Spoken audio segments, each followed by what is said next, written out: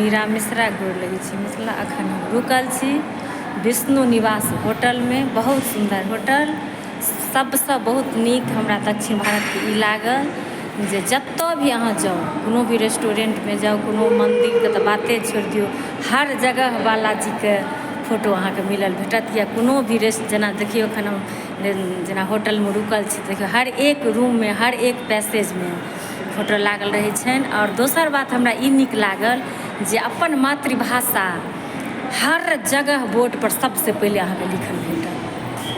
कोनो भी दुकान पर जाओ, कोनो भी कतौ अहाँ जाओ तो अहाँ के देख सकै छियै जेना अहाँ के यहाँ हर जगह सबसे पहले अपन भाषा भेटत। से अपना सबके मिथिला में नहीं अछि।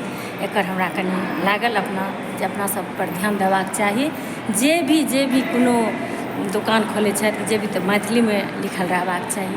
तो ई चीज हमरा बहुत नीक लागल जे अहाँ के हर जगह मंदिर में, टीवी पर देखलिए जे एकदम अपन भाषा में से ओ सब पहले अपन भाषा के यूज कर, ओकर बाद अंग्रेजी, कतौ हिंदी भेटल हन, लेकिन हिंदी बहुत कम। एना हिंदी बुझि जाइ छथिन सब गोटे। तो आइ हम एतऽ रुकल छी। अहाँ के सवेरे निकलब, हमरा सबके भोर में निकलै के अछि एतऽ से।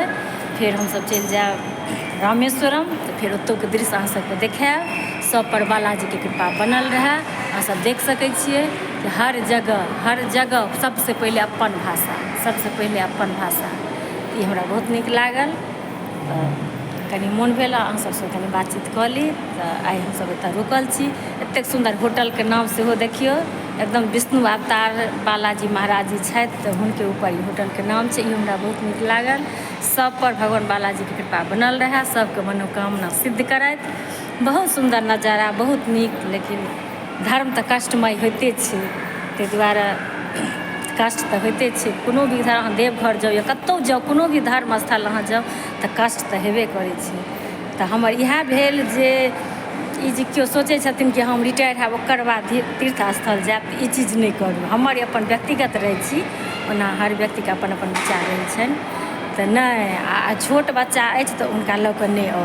आओर रिटायर करब ओकर बाद तीर्थ व्रत करब, तऽ ई बात नहि करू।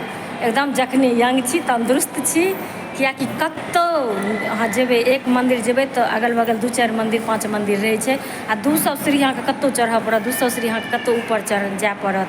तऽ एहि तरह के एतऽ देखलिए हन दक्षिण भारत में पहाड़ पूरा बुझियौ जे एकदम हर जगह पहाड़ छै। तऽ और किछु दृश्य हम लेने छी से अहाँ सबके हम देखायब धीरे धीरे। तऽ अखन वीडियो के साथ हम फिर नेक्स्ट वीडियो के साथ अहाँ सबसँ मिलै छी। जय बालाजी महाराज, जय मिथिला, जय सिया राम।